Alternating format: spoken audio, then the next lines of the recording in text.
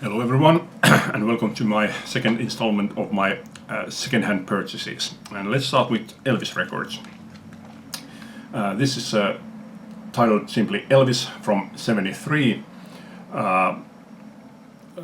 Elvis fans know this by the name of Fool, by the first song on the album.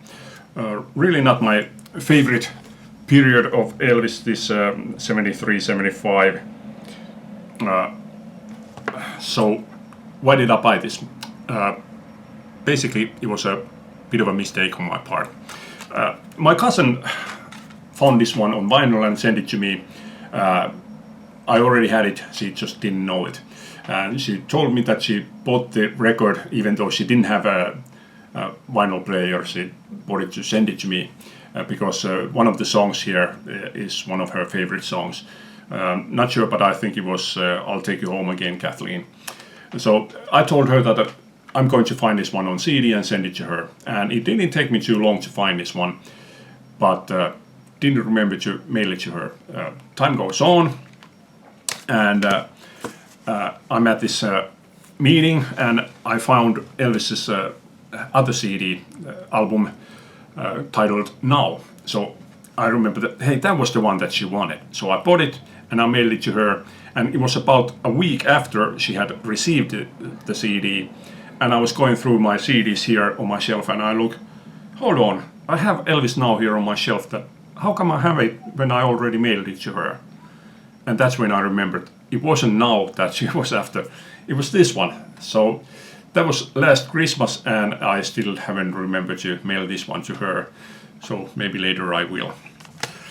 Okay, next one, Jailhouse Rock, including the EPs Jailhouse Rock and Love Me Tender, which both I do have, but this one includes alternate versions.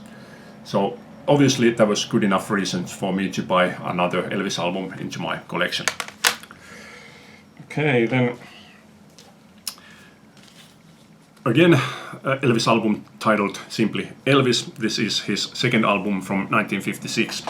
And I originally bought a vinyl copy of this album somewhere in the early 90s, I think, maybe 91.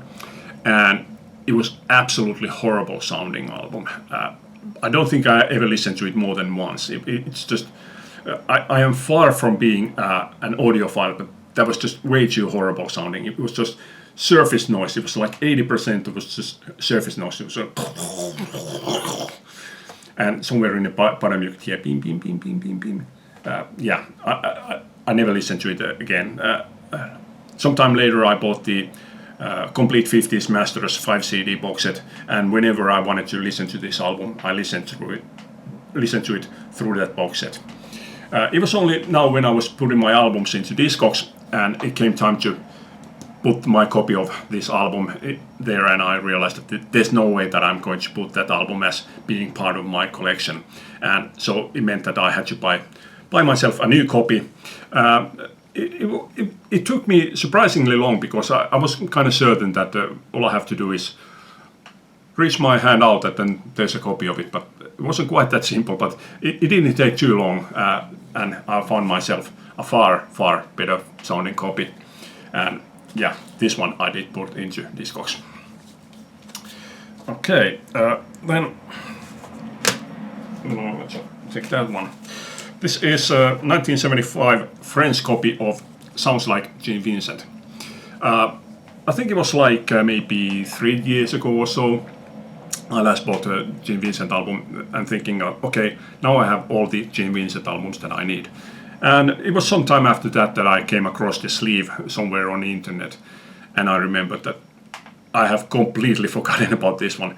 I could say that in the early 80s that I was a G. Vincent fan, but for some reason I had completely forgotten about this, even though this was my second favorite album back then.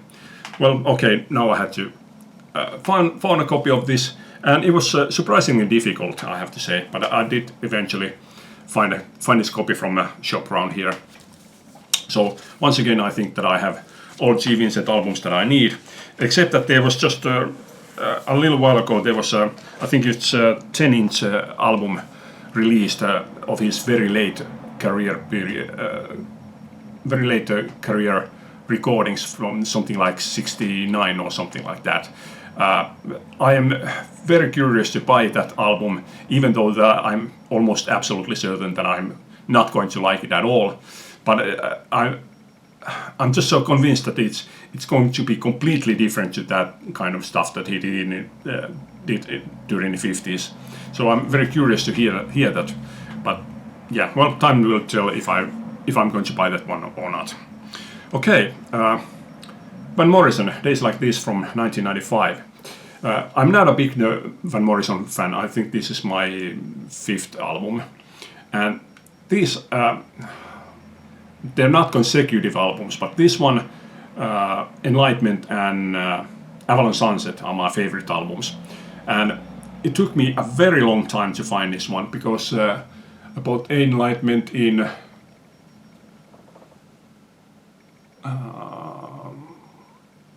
2008, so about 13 years took me to find this one. Yeah, good mellow stuff from Van Morrison. I'm still on the hunt for Weed and Fleece, and I actually saw a copy of it. I think it was day before yesterday, but it was 35 euros, and I'm not going to pay that much for a Van Morrison album. Okay, next one is also a bit of a funny story. Just before I started filming this, I was thinking about it, that when was it that I found the other Talking Heads album. And at first I was like, okay, it was like maybe 3 years ago. And I started thinking that, holy smoke, it was 8 years ago. It was 8 years ago that I found the other one.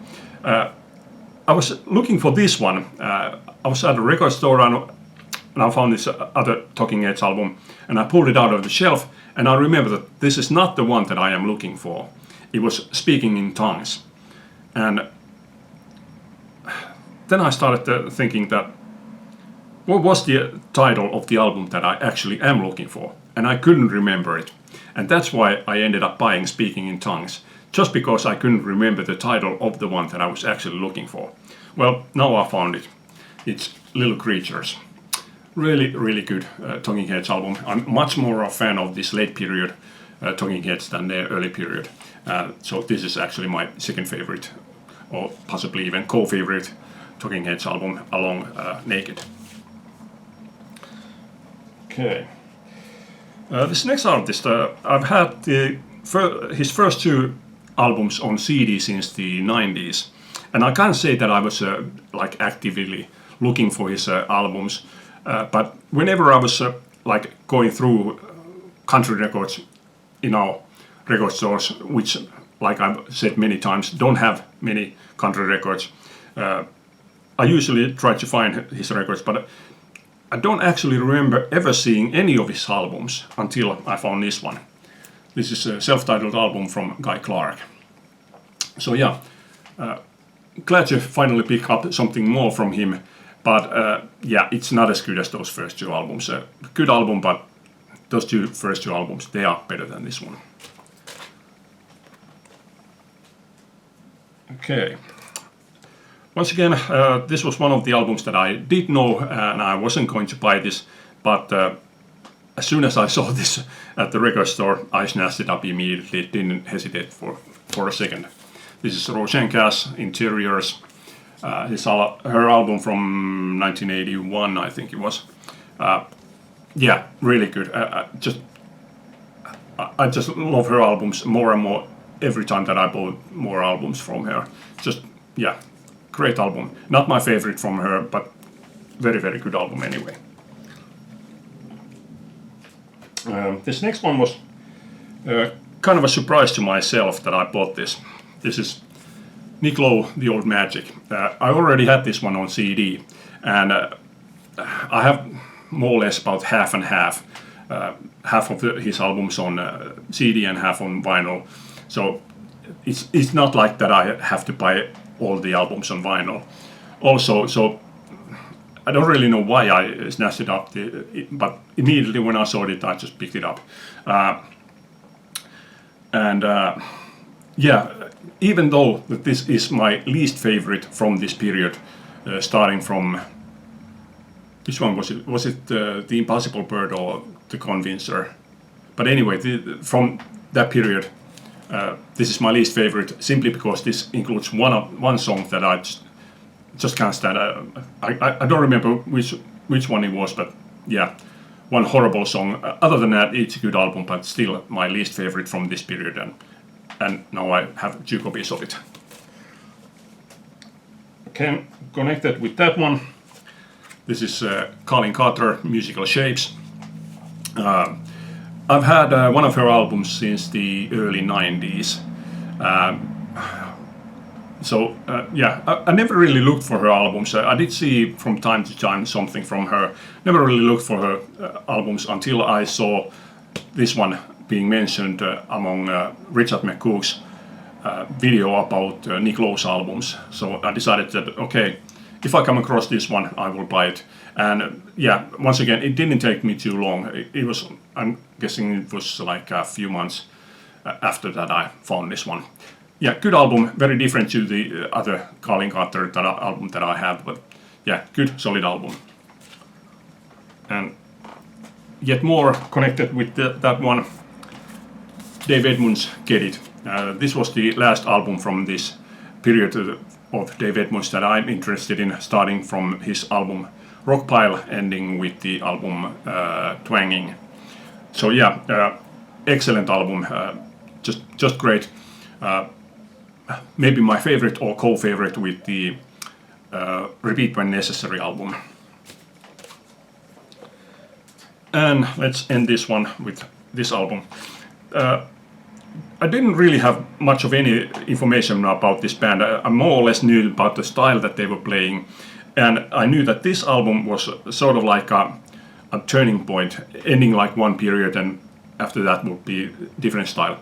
So I didn't want to start with this album. I wanted to start with something earlier, but I didn't actually know, even though by title, didn't know any other albums. So I was just grasping in the dark until I finally managed to find one album. Later on I did find another album, and after that I felt that, okay, I'm ready to buy this one. This is Foghat Live. Really good boogie band, and this one they are like even more harder, rougher sounding band than on their studio albums. Yeah, good solid boogie band, but even still I don't feel the need to buy anything more from them. But once again, time will tell whether or not I will buy more. Okay, that's it for this time. Hope you like this. Thanks for watching. Leave a comment. Bye.